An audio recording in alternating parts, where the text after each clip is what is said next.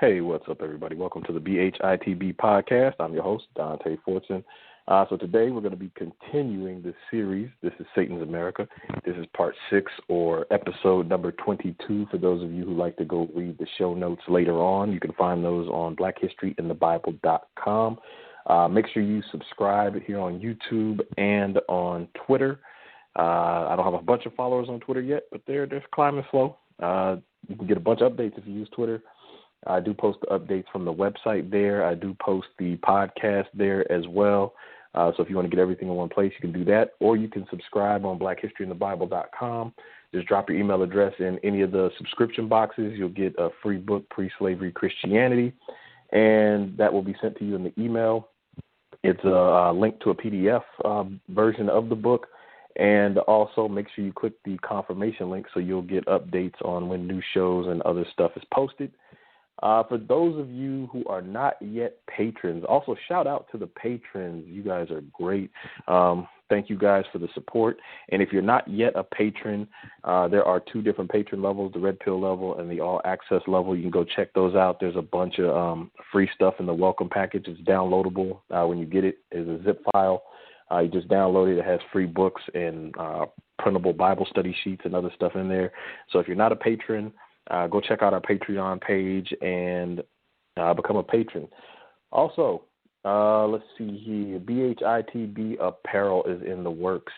Got some great stuff. I've seen some concept ideas. Some I like, some I don't. But we'll see what happens with that. But BHITB apparel is in the works. And finally, the new book, The Black Hebrew Awakening. Make sure you go to the blackhistoryinthebible.com and vote on the cover. There is a link on the homepage so you can see which cover you prefer. Vote on that. Also, Table of Contents was released yesterday, so if you've not yet seen the Table of Contents for the book, you can go there. It's 5 pages, I believe it is. I think it's, a little over 4, so it's almost 5 pages for the Table of Contents. Wanted to break it down into sections and subsections so that everybody knows exactly what they're getting in the book, and it also makes it easier to find stuff later. One of the things I hated about books is when you read something interesting in a chapter and you don't know where to find it because you don't remember exactly which page it's on, and you got to kind of skim through. So everything is separated into sections and subsections to make things easier to find. And let's see, finally for this, the Kindle version is available for pre-order. There is a link on the page to vote for the cover, and there's a link on the Table of Contents page as well.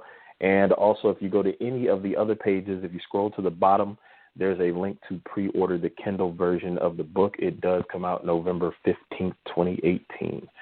All right, so just a quick recap of yesterday's show, or the last show.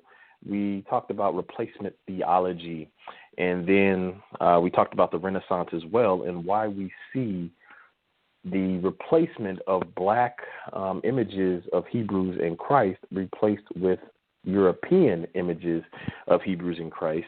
It's because they teach what is called replacement theology, in which they are the Hebrews and they are the chosen people. And so from that stems this belief that race doesn't matter in the Bible. They've convinced themselves that because they have changed so much stuff in the Bible, that it's no longer important to identify those people of the Bible.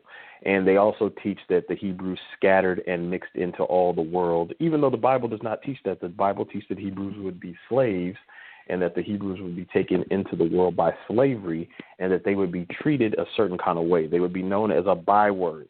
This does not coincide with what Eurocentric Christianity teaches of them migrating and mixing. That's not what happened.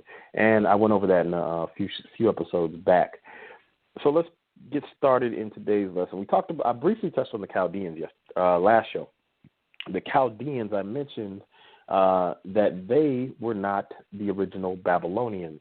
They came in and appropriated the culture, which was the point of the last episode. We're talking about cultural appropriation, or kind of where we ended, cultural appropriation. So the Chaldeans are, I'm going to call them the original culture appropriators. So in the Old Testament in the book of Isaiah, chapter 23, verse 13, and this can be confirmed with history that the Chaldeans did not build Babylon. The Chaldeans appropriated Babylon and then began to paint themselves on the walls and other stuff like that. So in Isaiah 23:13, it says, "Behold, the land of the Chaldeans. This people was not, till the Assyrian founded it for them that dwell in the wilderness. They set up the towers thereof. They raised up the places thereof, and he brought it to ruin."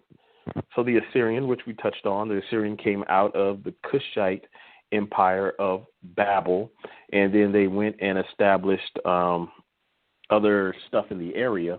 If you want a list of those, you can go back, or you could check the Bible in Genesis chapter 10. It has a list of the areas that were established by the Assyrian or Ashur. But here we see that the Assyrians built Babylon, and the Chaldeans came in, and they basically appropriated the culture. We'll find that one of the things left over from Babylon is our current zodiac system. So if you go back and do some research on the current zodiac that we use, I'm not talking about the Mazzaroth or the Hebrew zodiac. I'm talking about the current zodiac system. It is linked to Babylon. So they appropriate these cultures and make them a part of their own. And so in Habakkuk 1:6, this is an interesting verse because Habakkuk 1:6 talks about the coming slavery of Israel. And there's a lot of speculation on who is it really that's enslaving Israel. Is it Esau, the Edomites? Is it the Gentile Europeans? Or is it someone else? Now, I found this interesting in Habakkuk 1:6. It says, "For lo, I raise up the Chaldeans, that bitter and hasty nation, which shall march through the breadth of the land to possess the dwelling places that are not theirs." So again, we see appropriation. They go through and they possess stuff that is not theirs. So the question becomes, if the prophecy in Genesis 10 about Japheth, I believe, Japheth possessing, the Lord shall enlarge Japheth, and he shall dwell in the tents of Shem, is there a connection between Japheth and the Chaldeans? So I'll leave that one for you guys to go check out. But just be aware that there's a prophecy about Japheth dwelling in the tents of Shem, and then we see here that the Chaldeans will be raised up, and they will possess dwelling places that are not theirs. So there may be some link there. I don't want to say concrete that there is definitely a link because I don't want to lock myself into that position. I'm still trying to find a more concrete link between the two. So if anybody out there is researching the subject or wants to start researching the subject, if you find anything, let me know. I'll mention it on the show, and I'll give you credit for it. So moving on. So let's talk about the concept of cultural appropriation in the first place. If we look around us, we can see that, one, the Bible tells us about it, but two, we can see it happening with our own eyes. Let's look at history. The Bible, for example. Europeans have culturally appropriated the Bible to the point that many Hebrew brothers and sisters think that the Bible was invented by Rome and Caucasians. This is not true. And we've seen this because we've read through it and we see all the references there, that if it were created by Europeans, there would be more references to Europe and Caucasians, and there are very few of both. The language, the English language, is made up of a bunch of different languages. So basically Europeans appropriated portions of other language and created their own language out of it. We can look at the food. Southwestern food is a perfect example of an Americanized or culturally appropriated food. All they did was take Mexican and Native American foods and then put an American spin on them, but it's not an original food. Chinese food, most of the Chinese food you eat has been Europeanized or Americanized because they've culturally appropriated that. Just think about it. You hear about Chinese food, you hear about Mexican food. What is a strictly European food? I've never had European food that was 100% authentic European food. Soul food. Soul food is a huge one. Down south especially, you see a lot of Caucasians that make soul food, But that came from the slaves. The Caucasians weren't cooking like that because the slaves were their cooks in most cases. One of the biggest ones that comes to mind, KFC. You can tell the KFC character looks like a plantation owner and lives on a plantation. And we know who was on the plantation. That was slaves. So it's likely KFC's recipe probably came from a slave. I don't have proof of it, but it looks that way. Popeye's chicken is another one. And I think Popeyes is possibly the worst offender because they have a black mascot. And we look at Popeyes and we don't see it as immediately racist, but if we look at the concept that Popeyes intentionally chose a black woman as the mascot, and the words chosen on the commercials are "my chicken, my recipe." She says this over and over again, and a lot of people, when they find out that the owner of Popeyes is white, they're kind of surprised because of the commercials. And this is intentional. They've intentionally done this to market fried chicken specifically to black people based on stereotypes. Now, black people like fried chicken. Everybody likes fried chicken. There's very few people that don't like fried chicken. I'm not even a fried chicken fan, and fried chicken is good at times. But again, this marketing campaign was done intentionally to target black people to sell fried chicken. So now let's get into some identity in cultural appropriations concerning identity. Hebrews, the biggest one. We see the pictures of the white Hebrews all over the place, a white Christ. And because the Bible says Hebrews look like Egyptians, now we're seeing an attempt, and it's not new, it started probably a long time ago, but the attempt to appropriate Egyptian culture. So if you pay attention to the History Channel, one thing I've noticed is that, especially on Ancient Aliens, they will show an authentic wall of Egyptian hieroglyphs. And in the back, you will see that the people painted on the walls are clearly black and brown-skinned people. If you've never noticed it, pay attention when you watch Ancient Aliens if you watch that, and also other history shows. So you see these black people on the walls, and then they will cut to a more modern painting and show the Egyptians as white people. So they are trying to appropriate that culture. Or the study that came out that says that ancient Egyptians were more European than African. If you read through the study carefully, you'll find that the percentage is like 3%.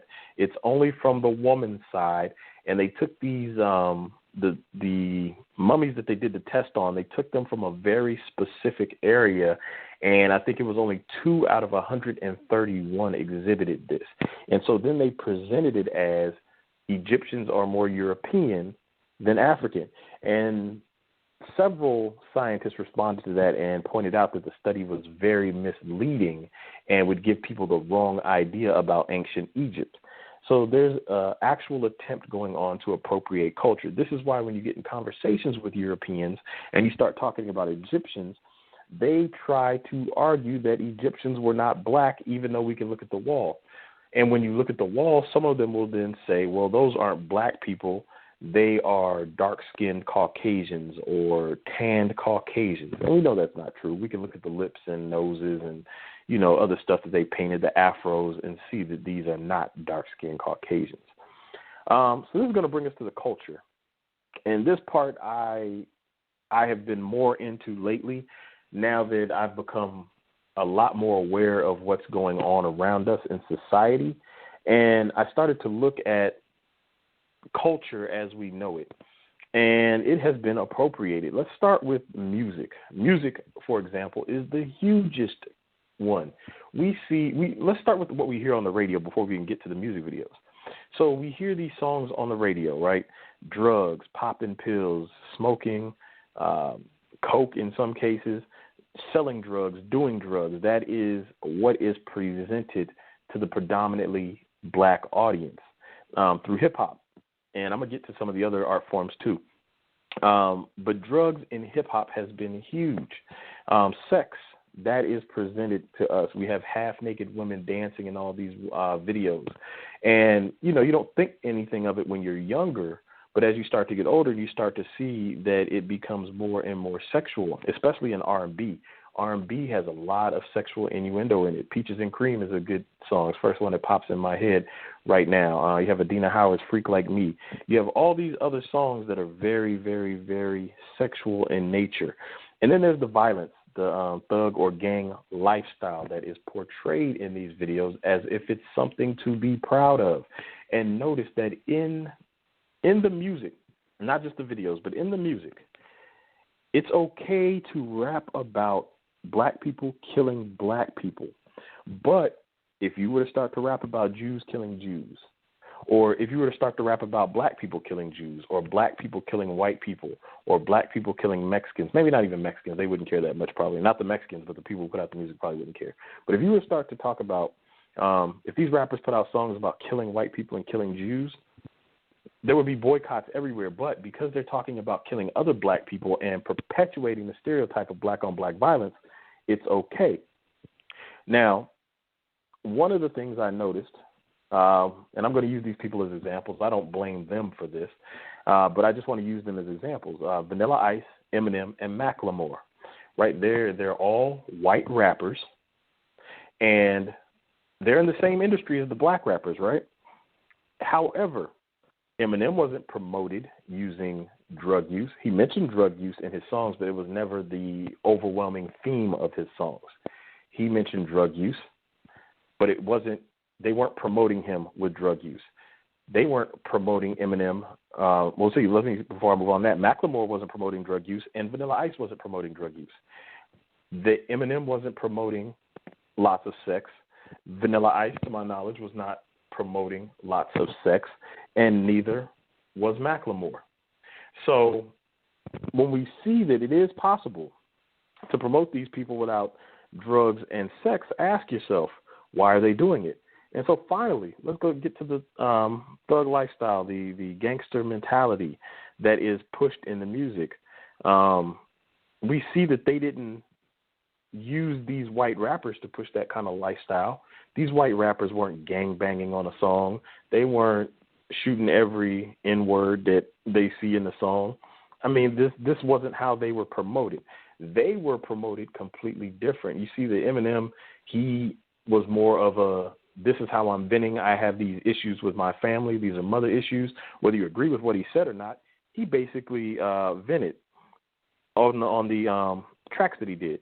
Macklemore came in and he was kind of more traditional hip-hop-ish, but he wasn't promoting any of this stuff. And same thing with Vanilla Ice. He was more pop and corny, but they didn't need these things to promote him. So why is it that they only promote black rappers this way? So let's talk about it. The music industry is controlled mostly by Jews and Caucasians, and Jews are Caucasians from Europe, but I'm just going to separate them so you know the groups that I'm talking about. So when I use the term Jew here, I'm not talking about anybody from Judah, and I'm not talking about Hebrews. I'm talking about the people in Israel right now claiming to be Jews who are not. So they run the music industry. Look at all the major labels. They are ran by Jews. You have Jewish lawyers that partner with the artists. In a lot of cases, the managers are Jewish. And so these are the same groups of people that were behind the slave trade.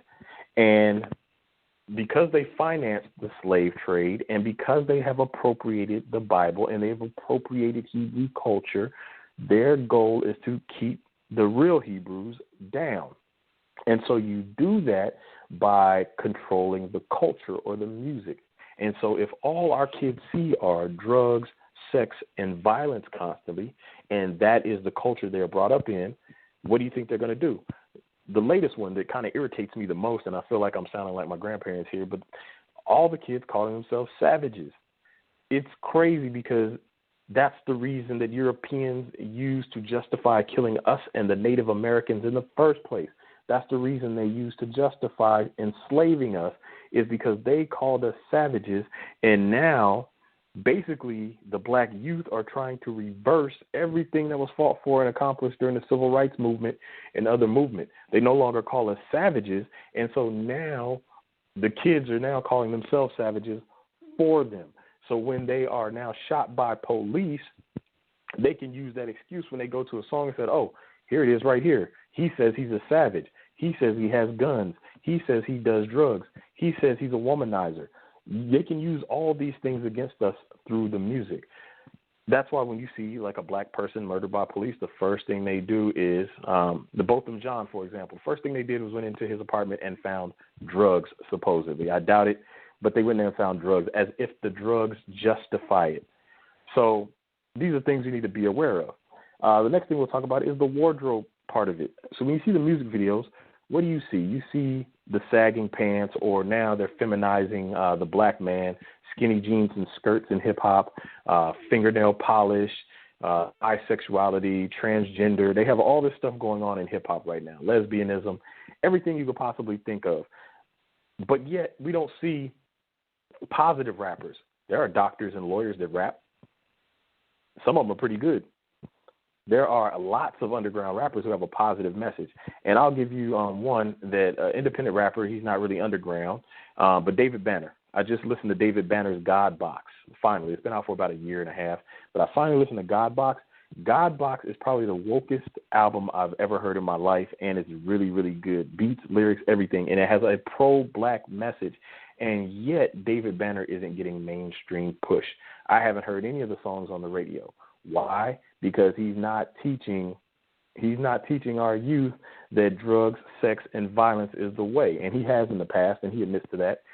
But he has changed his image a lot, and he's become more of an activist. But that kind of music is not getting pushed. So if you like good music that's positive, David Banner's one to check out. He does use bad language in his music. It doesn't bother me.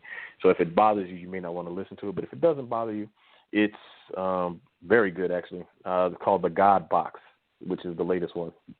So another thing they do is, other than the way we dress, now remember, this isn't black culture. These people have wardrobe consultants and stylists and stuff that tell them how they have to dress for the label.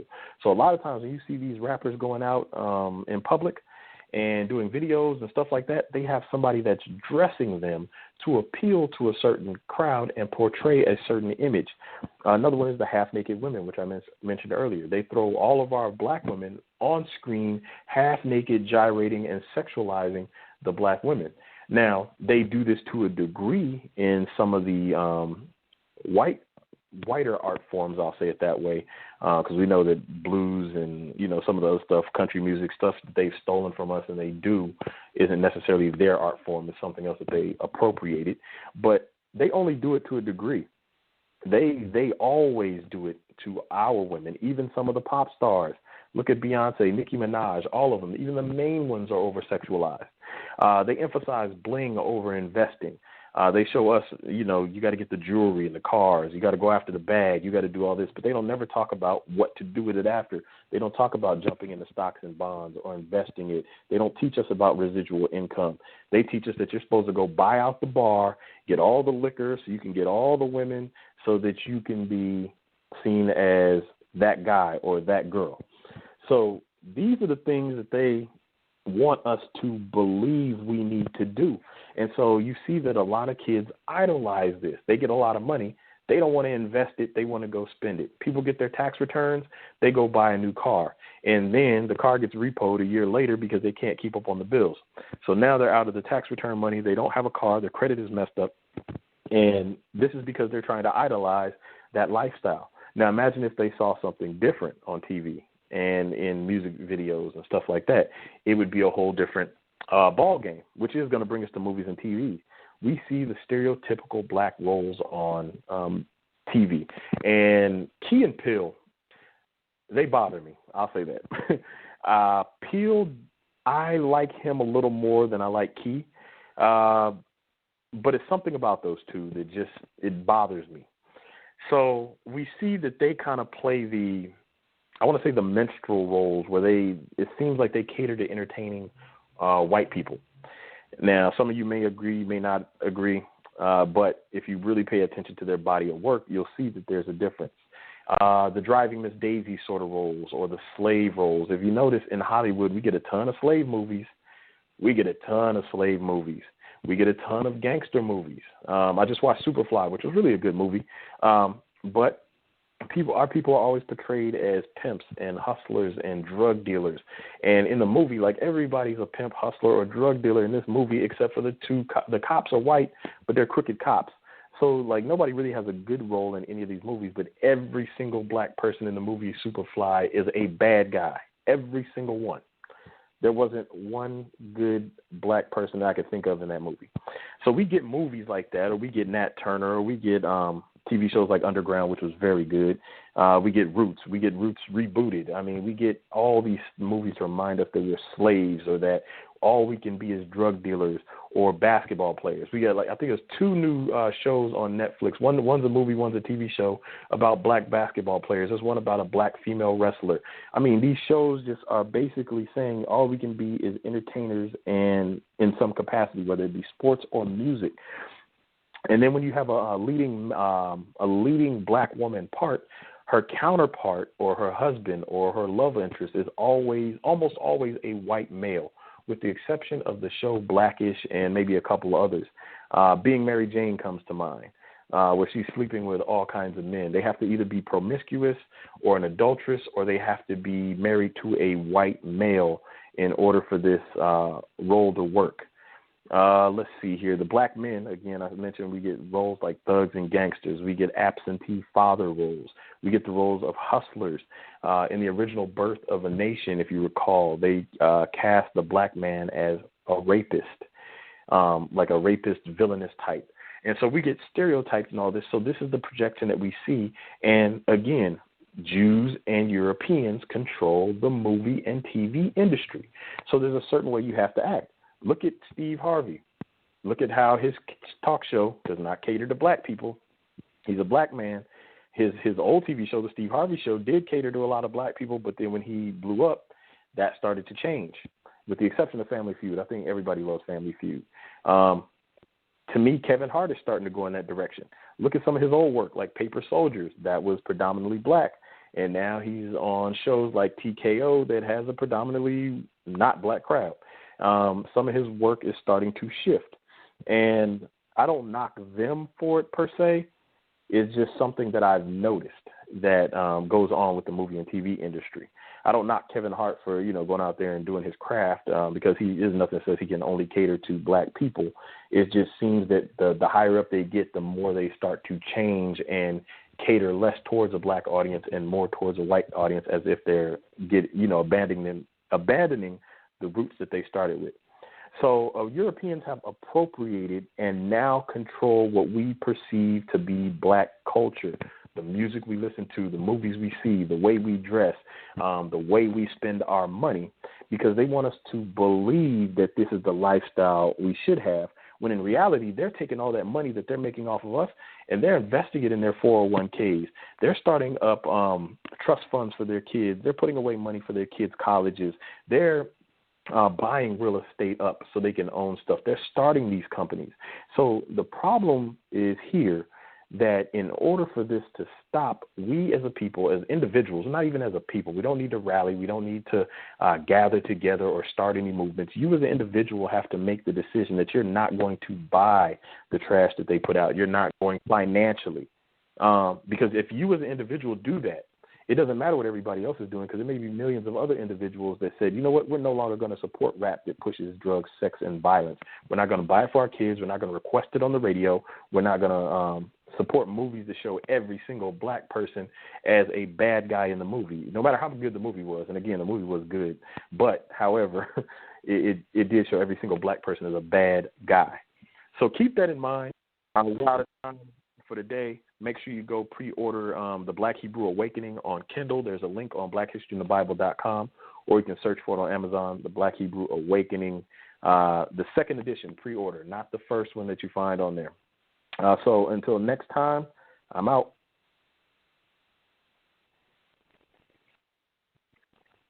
Now, your favorite music apps are available on Contour from Cox. Go from watching a musical to listening to your favorite music. Enjoy a country western, and then a country jam.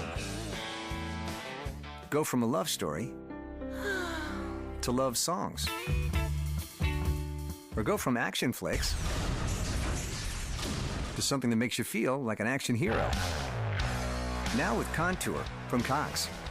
The Starlight Lounge presents An Evening with the Progressive Box. Oh, what a great audience. Let's dim the lights for this next one. Nope, too much. There it is.